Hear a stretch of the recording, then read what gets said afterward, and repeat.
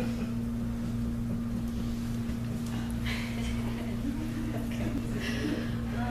see first.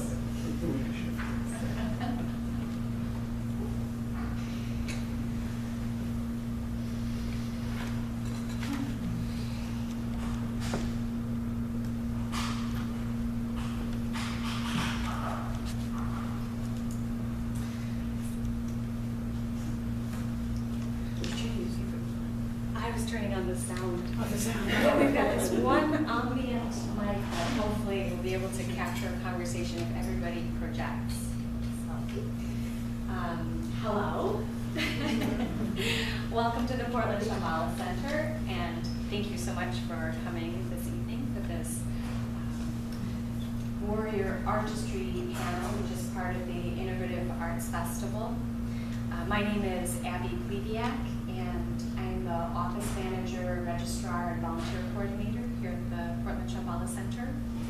And I'm very delighted to have the honor of introducing this panel discussion in the very first Integrative Arts Festival, which was created by Elizabeth Russell here, who many of you may know. That maybe you could, why don't you stand up for a moment? Walk over here, sir.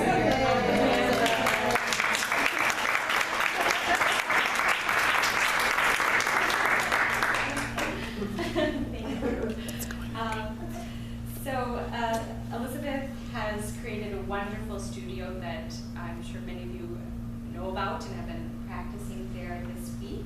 In case you haven't, it's at 211 Southeast 11th Avenue. It's just about 4 blocks north of here. And her mission there is to, the movement and expressive arts studio is dedicated to cultivating the sovereign body-mind. And this festival that Elizabeth has created, the Integrative Arts Festival, started on Monday, and it continues until this Saturday. And I believe there are still day passes available, and as well there are some events that you can attend as standalones. So I encourage you to look at the schedule that's at the door and talk to Elizabeth for more information about what you can still participate in. She's got some wonderful offerings. We here at the Portland Shambhala Center are very excited to have been invited to collaborate with Elizabeth on this festival. And there's just a variety of reasons why we are excited, and I'll just mention a few of those. Primarily, it is because we share a lineage. Elizabeth Russell studied at Naropa University, which was started by Chogyam Trungpa Rinpoche, who's the gentleman you see pictured there on the left side of the shrine. And Chogyam Trungpa Rinpoche also brought the Shambhala teachings to the West from Tibet. And also several of the people on this panel have connections to Shambhala through Naropa and learning experiences there. And those who don't specifically have these connections do have connections to the tradition of warriorship coming from different wisdom lineages. And this is really exciting for us here at the Shambhala Center because the gentleman there on the right side of the shrine, the Sakya Nipa Rinpoche, who's the son of Chogyam Trungpa and is our current lineage holder and teacher in the Shambhala tradition, has lately been encouraging us a lot to really look out and into other wisdom traditions and see where there are similarities and shared wisdom, particularly around the teachings that have to do with bravery, compassion, and the creation of a society that's based on principles of inherent goodness. So I, for one, am really interested to see these kinds of conversations, happenings. And additionally, this collaboration with Elizabeth is the beginning of an ongoing collaboration between the B-Space and the Portland Shambhala Center. I'm going to take a moment to recognize our Dharma Arts Council, which has been working with Elizabeth to create our collaboration. Here's Caitlin Bartonquist, who's our It's getting chewy. Dharma Arts Council Chair. Back there with the water pitcher is Amy Agrick, who is our Ikebana coordinator. Forrest Hale is not here this evening. He is usually around snapping photographs, but today Kate has brought her camera, so we're covered. And my name is Abby, as I mentioned, and I'm a clown and also a member of the Arts Council. So the Dharma Arts Council began meeting about a year and a half ago with the intention to grow the contemplative arts community and arts practices in our Sangha. And the collaboration we're starting with the V-Space really shows the fruition of this intention. Starting in 2014, we're going to be doing a series of arts labs, which will be held at the V-Space and will feature teachers in our community, art teachers in our community, and we'll be doing contemplative practices there on an ongoing basis. If that's something that interests you, I encourage you to look at the email sign-up list and put a little check next to the art labs to get more information about that. Now, without further ado, I am very happy to introduce Caitlin, who will be moderating this discussion, and Caitlin will introduce these wonderful women who will be conversing. Caitlin holds her BFA in Performance Art from Naropa University. She has a keen interest in the role of contemplative arts practices in personal, communal, and global healing and awakening processes. She has worked as a writer, director, workshop facilitator, performer, and stripper. She is currently exploring the intersection of performance, sex work, and Dharma art in an ongoing series of writings entitled Hustle Meditations. Thank you. Thank you, Abby. It is my delight to introduce this panel because each of these artists here practice and work at the intersection of such diverse and amazing fields. In just our opening talks and reading their bios and stuff, performance, psychology, personal cultural empowerment, and play as transformative or empowering processes. All these things are feeding in. And one of the unifying threads that I've gleaned from these artists is this notion of deep work. There's deep democracy at the Process Work Institute, there's deep play of contemplative dance, and then there's deep threads of storytelling reaching into personal and societal history. And so I'll start down on the end with Susan Bunias. She is a writer and dance storyteller. She works deeply. She works deeply with the systems of the body and fluids of the body, and uses improvisation and image to inform her composition work. She's the co-founder of So and So and So and So Inc. and teaches many different workshops while continuing her own interdisciplinary work. Right now I have an essay entitled The Abolition of War, with its companion movement monologue and performance, No Stranger is Here Today. And this work digs deep into her personal Quaker lineage and connection also to the American history of the Underground Railroad. And that is ongoing for her. Moving this way, we have Tamara Lynn, the artistic director of Living Stages. She comes from a performance lineage back at the beginning of street theater, and also is also trained extensively with Augusto Boal, and now offers Theater of the Oppressed workshops in Portland, to the Portland community. She's been doing that since 2001. And yes, she's taken that in through different collaborations. Moving this way, we have a Damaris Webb, master performer, theater maker, and teaching artist. She's has been creating theater in all sorts of different contexts, again, sometimes in the street or in warehouses or at parties, using using sometimes extreme characters and wild play, again, deep play.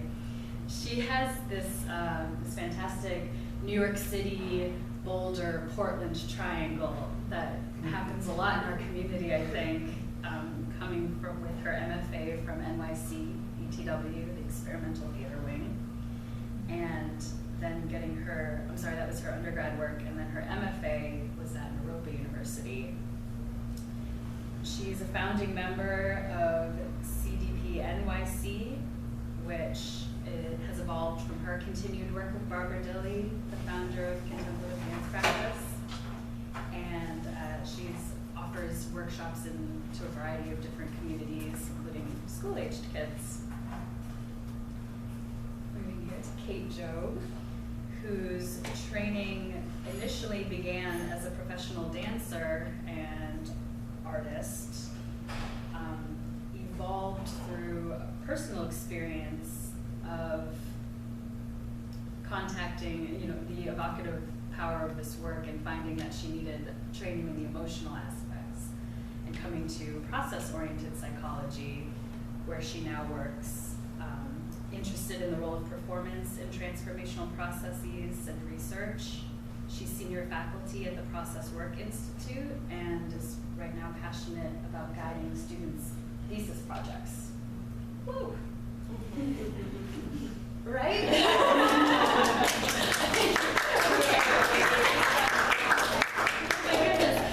So all these threads and all these fields coming together in the embodied expression of these artists.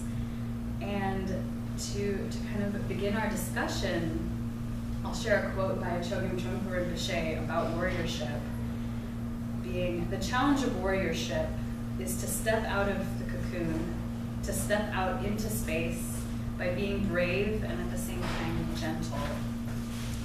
And I'd like to hear from each of the panelists about some component of their work or lineage that rests at that intersection of fierce bravery and also gentleness, that place of warriorship, how it manifests personally and in your cultural work. Let's start. Me? With Susan. Good Lord. Gentle. I'm so impatient.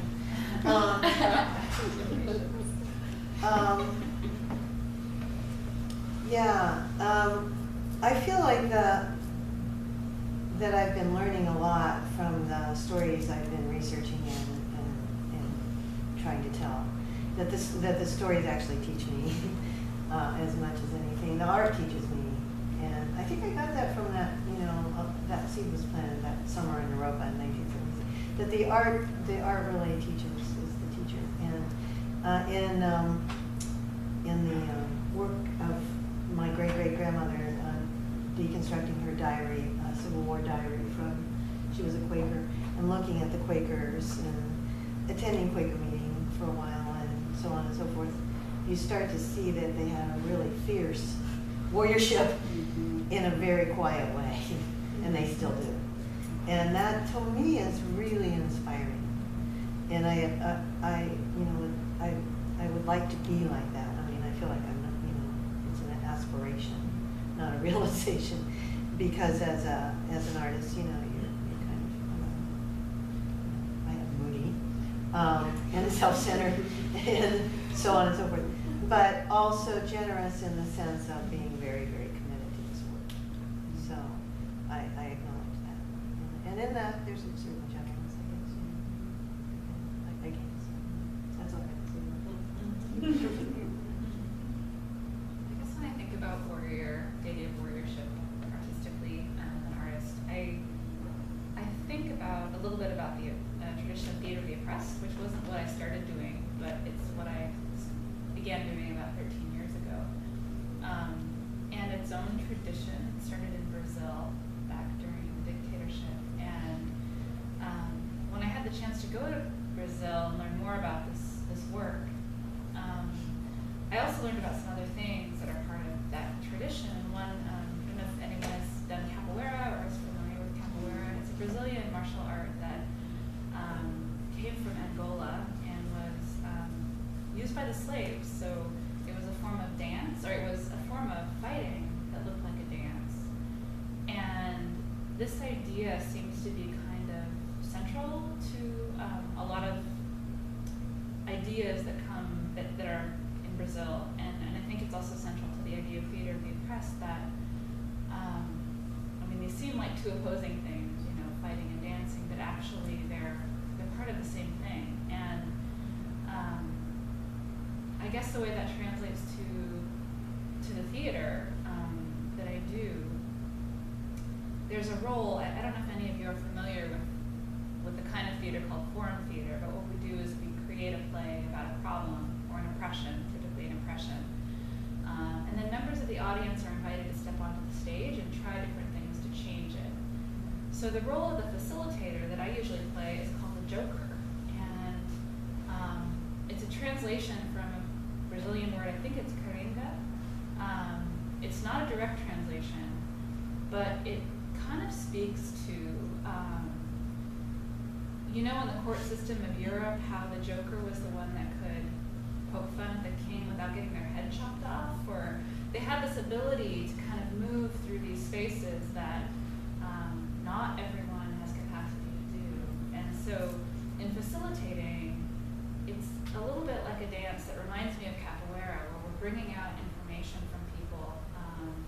We're pushing people to think really, really hard, and ourselves to think really, really hard and feel really deeply, because what we want to do is challenge the oppression in society. So there's a way that these ideas of fighting and dancing, and then the idea of this movement in the role of the joker, to me speak to the idea of warriorship.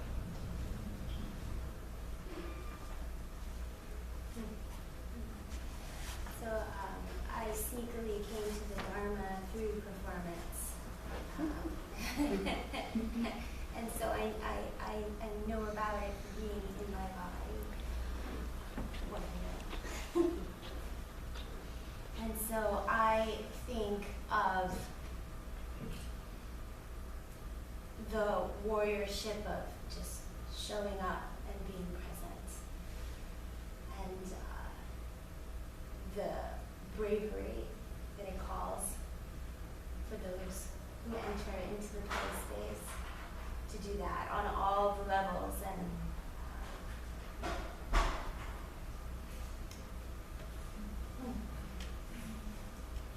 I'm surprised you don't. That was so short. I was just relaxing over here.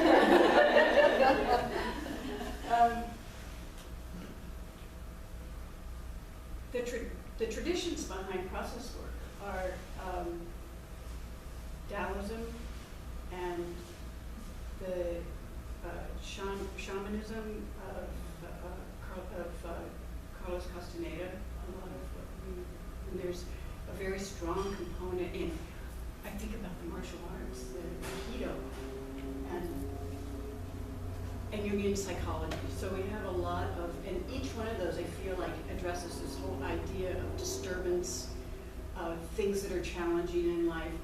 And so after our conversation, we met and we had a conversation about warriorship, what is it, and so I went and looked up what Castaneda said about warriorship, and he had a lot to say about it. But one of the things that really stuck in my mind was, he said that the warrior sees everything as a challenge, where the normal person sees things as good and bad. Mm-hmm. And he said, after that a challenge is just a challenge. It's not a big deal. Mm-hmm. And that was like, that made me kind of understand like what I love to bring to performance, which is opening the space to an impossible situation and saying, yes, it's just a challenge. It's just impossible. So now let's move on and do it. You know? Mm-hmm. And so that to me is warriorship. Having this idea that using tools that bring in what Arnie Mindell, our founder, called meta skills, or actually his wife, Amy Mindell, meta skills that are like how do you use the tools? What's